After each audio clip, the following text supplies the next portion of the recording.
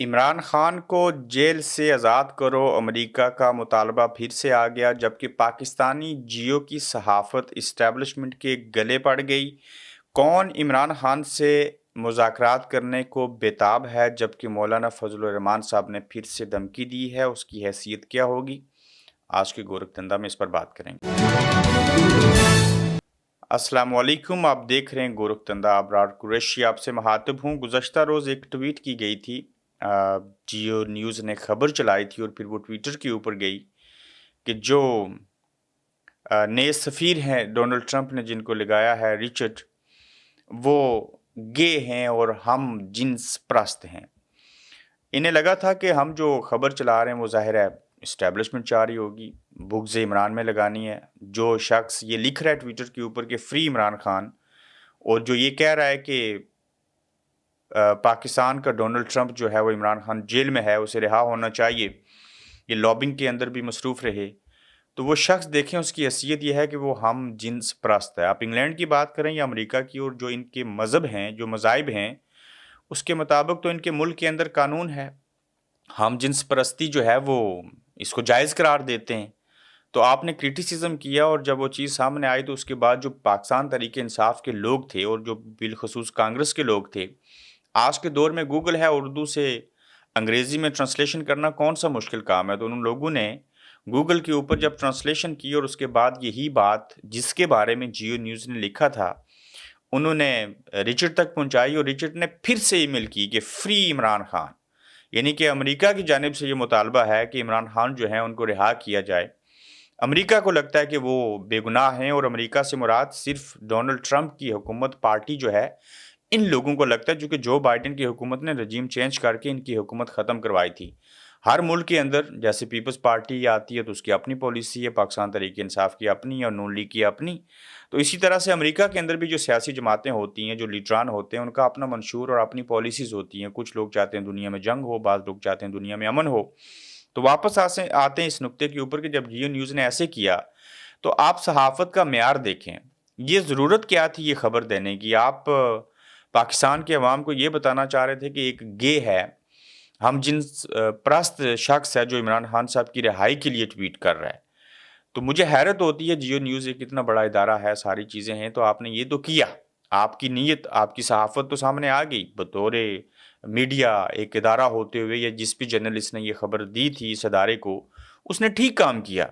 लेकिन ये काम गले कैसे पड़ा कि पहले से कोशिश की जा रही थी कि एस्टेब्लिशमेंट पहले तो इनकारी थी, फिर उनकी ये कोशिश थी कि जो बाइडेन जो हैं उनकी पार्टी फिर से जीत जाए, डोनाल्ड ट्रंप जो हैं वो इक़्तिदार में ना आएँ, तो लेकिन ये चीज़ें उसके बरअक्स हुईं। अब ये जियो न्यूज़ की जो सहाफ़त थी, ये एस्टेब्लिशमेंट के गले में पड़ गई, तो अब जिन लोगों ने एक बार ट्वीट करनी थी, अब वो रिचर्ड जो हैं वो बार-बार ट्वीट कर रहे हैं और दोबारा से ये मुतालबा कर रहे हैं कि इमरान खान जो हैं वो जेल से उनको रिहा किया जाए, free Imran Khan from jail. तो जितनी भी कोशिशें इमरान खान के मुखालिफ की जाती हैं, आप शुरू दिन से देखिए कि किस तरह से पिछले 2 ढाई साल से 500 दिन हो गए एक शख्स को जेल में, तो वो सारी उसके खिलाफ जो बातें होती हैं, वो भी उसके हक में चली जाती हैं। तो ये वो मदद है जिसको मैं अक्सर कहता हूँ कि जब ये लोग कुछ करने की कोशिश करते हैं तो ये बेवकूफ़ हैं, ये उल्टा उनके गले पड़ जाती हैं चीज़ें। तो जियो न्यूज़ ने उल्टा एस्टेब्लिशमेंट के गले में ये चीज़ें डाल दी, और अमेरिका जो था वो जो दबे लफ्ज़ों में बात कर रहा था कि इमरान खान की जो है वो रिहाई होनी चाहिए, उन्होंने जो है वो तैश दे दी रिचर्ड को, और उसके बाद रिचर्ड ने दोबारा ना सिर्फ ट्वीट की बल्कि वो पीक के ऊपर जाके फिर से ये कोशिश करेंगे कि इमरान खान जो है उनको रिहा किया जाए, चूँकि डोनाल्ड ट्रंप उनको पसंद करते हैं, इमरान खान डोनाल्ड ट्रंप को पसंद करते हैं। उनकी आपस में एक अच्छी म्यूचुअल अंडरस्टैंडिंग रही है, दुनिया के अंदर वो अमन चाहते हैं, दोनों की जो सोच है वो एक है, उनका विज़न एक है। तो इस सारी सूरत हाल के बावजूद आप देखिए कि इस्टेब्लिशमेंट जो है और ताकतवर जो हैं वो इमरान खान साहब के लिए मुज़ाकरात करने को क्यों बेताब है। मैं आज के तीसरे एपिसोड में फिर से ये बात कर रहा हूँ, और ये बात करने की वजह आज देखिए वज़ीर दिफ़ा ख्वाजा आसिफ, और फिर जो महमूद खान अचकज़ई, उन्होंने जो कुछ कहा वो भी आपके सामने रखता हूँ, और फिर जो राना सनाउल्लाह साहब ने कहा, इन बातों से साबित होता है। पहले तो पीटीआई कहती थी कि हम जो असल ताकत है इस्टेब्लिशमेंट उनसे मुज़ाकरात करेंगे, हुकूमत तो डम्मी है, ये तो टाउट हैं उनके। फिर जो हुकूमत वाले हैं पहले कहते थे मुज़ाकरात किए जाएँ, तो पीटीआई नहीं मानती थी, अब पीटीआई कह रही है तो चंद दिन पहले हुकूमत नहीं मानती थी। اب دیکھیں کہ حکومت چیخ چیخ کے کہہ رہی ہے کہ مذاکرات ہونے چاہیے، اور پھر پی ٹی آئی کہتی ہے کہ جب مذاکرات ہوں گے تو ان کو اجازت تو اسٹیبلشمنٹ دے گی نون لیگ کو۔ ہوا کچھ یوں ہے کہ یہ اب اسٹیبلشمنٹ مذاکرات کے لیے بےتاب ہے، اور کہتے ہیں رانا ثناء اللہ کہ پی ٹی آئی سے مذاکرات میں اسٹیبلشمنٹ نہیں، عمران خان سب سے بڑی رکاوٹ ہے۔ یہ رانا صاحب نے بڑی درست بات کی ہے، چونکہ جو باہر والی قیادت ہے وہ تو کمپرومائز ہو جاتی ہے، وہ تو کچھ بھی کہہ دیتے ہیں، اور عمران خان کے سامنے جو شرائط رکھتے ہیں وہ عمران خان نہیں مان رہے، اور رانا ثناء اللہ کے بقول کے جو مذاکرات ہیں اس میں جو رکاوٹ ہیں وہ عمران خان ہیں، اور وہی عمران خان جو جیل میں ہیں۔ تو جو آپ ٹرمز کنڈیشن عمران خان کو دیتے ہیں کہ مینڈیٹ کی واپسی کی بات نہیں کریں، ری الیکشن کی بات نہیں کریں، آپ جو قیدی بے گناہ ہیں ان کی بات نہیں کریں، حالانکہ گزشتہ روز 57 لوگوں کو انہوں نے چھوڑا اور چھوڑنا پڑا، اور باقیوں کو بھی چھوڑیں گے۔ یہ تاثر یہ دے رہے ہیں کہ دیکھیے خان صاحب ہم آہستہ آہستہ لوگوں کو ریلیز کر رہے ہیں۔ عمران خان صاحب تو مطالبہ کریں کہ شاہ محمود قریشی کو چھوڑیں، یاسمین راشد کو چھوڑیں، جتنے لوگ ہیں عام سے خاص تک ان سب کو چھوڑ دیجئے، پھر ان کی باری آئے گی اور اس کے بعد مذاکرات کیے جائیں گے۔ تو دوسری بات دیکھیے کہ مذاکرات کے لیے عمران خان کی طرف سے باضابطہ آفر آئی تو اس کی کریڈیبلٹی ہوگی، یہ خواجہ آصف کہہ رہے ہیں۔ پھر وہ کہتے ہیں کہ مذاکرات کی آوازیں آئی ہیں مگر ابھی پی ٹی آئی کی جانب سے حکومت کو مذاکرات کی کوئی باضابطہ آفر نہیں آئی۔ وزیر دفاع خواجہ آصف، وہ باضابطہ آفر اب آپ کو کہیں اور سے آئے گی۔ پھر محمود خان اچکزئی صاحب نے بڑا سخت بیان دیا، اور وہ کہتے ہیں کہ مینڈیٹ واپس کرو، ہم بات چیت کریں گے۔ یہ وہ ہیں جو تمام سیاسی جماعتوں کے سربراہ ہیں، جنہوں نے اپوزیشن کی جو جماعتیں ہیں، اور انہی ہی کے ذریعے حکومت کے ساتھ مذاکرات ہونے ہیں۔ مذاکرات مینڈیٹ کی واپسی کے بعد شروع ہوں گے۔ یہ حکومت ناجائز ہے، جعلی مینڈیٹ پر بیٹھی ہوئی۔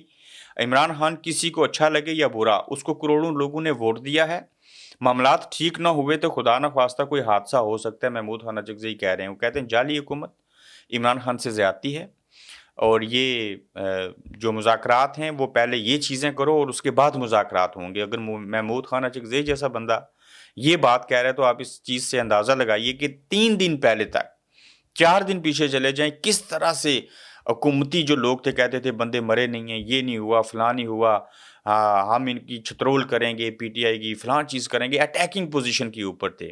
3 دن کیا نہیں گزرے، جو ہی وہ پولیٹیکل اسائن کیے لوگ ڈونلڈ ٹرمپ نے، تو اس کے بعد ان کی چیخیں نکل گئی ہیں۔ تو آپ کہتے ہیں کہ ادھر سے آفر آ جائے، اس کی کریڈیبلٹی ہوگی، ایسا کریں گے، اور پھر محمود خان اچکزئی صاحب بھی ان کے اوپر اسی طرح سے بولے جیسے کہ ہونا چاہیے تھا۔ اب یہیں پہ دیکھیے کہ بے گناہوں کو انصاف مل گیا، اور ڈی چوک احتجاج کیس میں 61 ملزمان مقدمات سے ڈسچارج کیے گئے ہیں۔ یہ ایک اور نئی پیش رفت ہے۔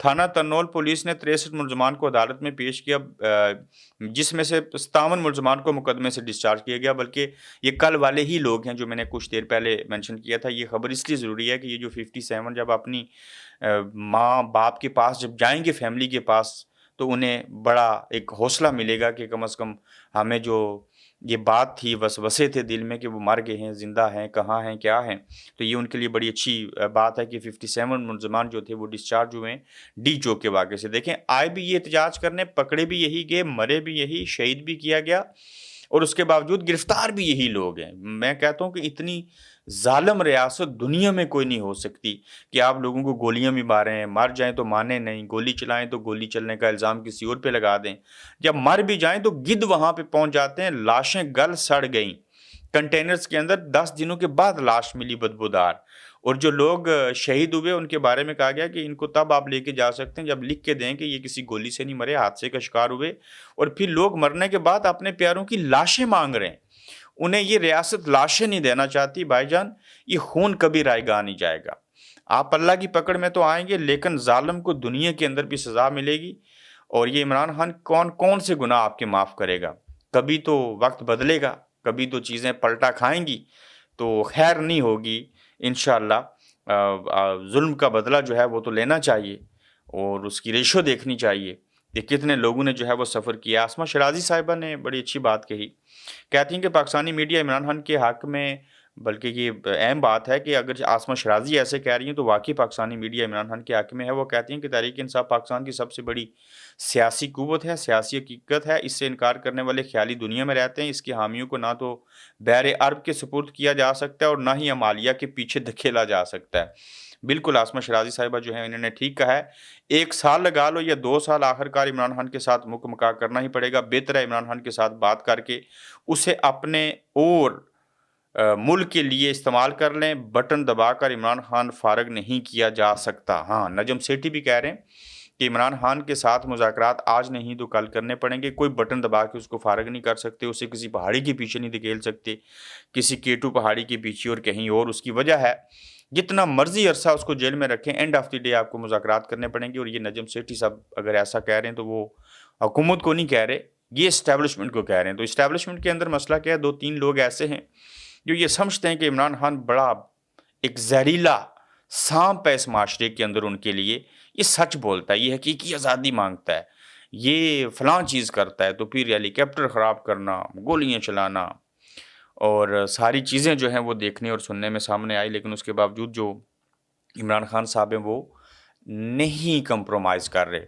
میں آپ کو یہاں ایک مثال دیتا ہوں. پچھلے دنوں آپ نے خبر سنی ہوگی کہ 25 سے 30 جو بھارتی فوجی تھے وہ آزاد کشمیر کے ایک سرحد پار کر کے ایک علاقے میں گروم کے اندر گھس آئے. اور جب گھسے تو عوام نے اپنی فوج سے کہا, جو پاکستانی فوج ہے وہاں پہ تعینات, کہ آپ نے ان کے اوپر گولی کیوں نہیں چلائی. اب یہ پوچھ رہے ہیں کہ گولی کیوں چلائی, پہلے ثانیہ ڈی چوکا اور کشمیریوں نے پوچھا کہ گولی کیوں نہیں چلائی, تو پتہ ہے آپ کو کیا جواب ملا؟ انہوں نے کہا جی کہ ہمیں اوپر سے حکم نہیں تھا. تو اس مینس کہ جب تک اوپر سے حکم نہ ہو گولی نہیں چلتی.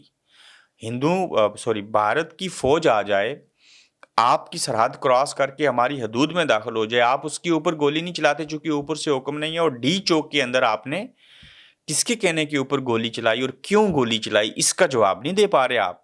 یہ بڑے اہم نکتے ہیں اور جلد چیزیں جو ہیں وہ ایکسپوز ہو جایا کرتی ہیں. یہ وقت کبھی قیام نہیں کرتا, وقت جو ہے وہ سچ کو ایک نہ ایک دن سامنے لے آتا ہے. مولانا صاحب کی ایک بار پھر سے دھمکی ہے, اور وہ دھمکی کس نوعیت کی ہے؟ مولانا صاحب کہتے ہیں کہ بات نہ مانی گئی تو پھر ایوان کے بجائے میدان میں فیصلہ ہوگا. مولانا فضل الرحمان کا اسمبلی میں خطاب. تو مولانا صاحب آپ جو مدارس ہیں اس کی رجسٹریشن کروانا چاہتے ہیں, اللہ کرے ہو جائے, آپ کا ایک بڑا اچھا اور جائز مطالبہ ہے. بصورت دیگر ظاہر ہے آپ احتجاج کریں گے, تو احتجاج کرنا ہے تو پی ٹی آئی کے ساتھ آپ مل جائیں, مشترکہ طور کے اوپر چیزیں کریں. نظام سے آپ بھی نجات چاہتے ہیں, نظام کے بارے میں آپ کو بھی پتہ ہے, تو ایک وقت ہے, اس وقت کے اوپر تو میں چاہتا ہوں کہ اللہ کرے کہ عمران خان, پیپلز پارٹی, نون لیگ, مولانا فضل الرحمان, Jamaat Islami, M Q M, سب ایک پلیٹ فارم پہ آ جائیں. یقین جانیے ان سب کو جو ہے آزادی مل جائے گی. اور میں دعوے سے کہتا ہوں حقیقت کے اوپر مبنی جائیں, یہ سارے ایک ہو جائیں, اسٹیبلشمنٹ کے ٹاؤنٹ نہ بنے. تو میں چھوڑ دیں پی ٹی آئی, نون لیگ, پیپلز پارٹی, مولانا فضل الرحمان, جماعت اسلامی, میں صرف ایک ایم کیو ایم کی بات کرتا ہوں. اگر آزادی سے ان کو کام کرنے دیں تو ایم کیو ایم اتنا اچھا کام کرے, لوگ ان کو اتنا پسند کرتے ہیں, کراچی کے لوگوں کی وہ آواز بن سکتے ہیں, اور صحیح معنوں میں جو کمیونٹی ہے اس کی ترجمانی ہو سکتی ہے. لیکن یہ خود تقسیم دار تقسیم ہیں, اسٹیبلشمنٹ کے ساتھ مل کے کام کرنا چاہتے ہیں, کمپرومائز ہیں, اور ایک لمبی بات ہو جائے گی. لیکن اگر ان کو آزادی مل جائے اور یہ اسٹیبلشمنٹ سیاست کے اندر مداخلت نہ کرے, یہ راستے بند کر دیے جائیں, تو ہر ایک جماعت کے چاہنے والے, اسے پسند کرنے والے, اس کے منشور کو ماننے والے موجود ہیں. الگ بات ہے کہ ان تمام جماعتوں کو ایک طرف رکھیں, بلکہ رکھا ہوا ہے, اور اسٹیبلشمنٹ اور تمام سیاسی جماعتیں ایک پیج کے اوپر ہیں. اس کے باوجود عمران خان کی جو پاپولیرٹی ہے وہ اس وقت دنیا میں کسی جماعت کے پاس نہیں ہے.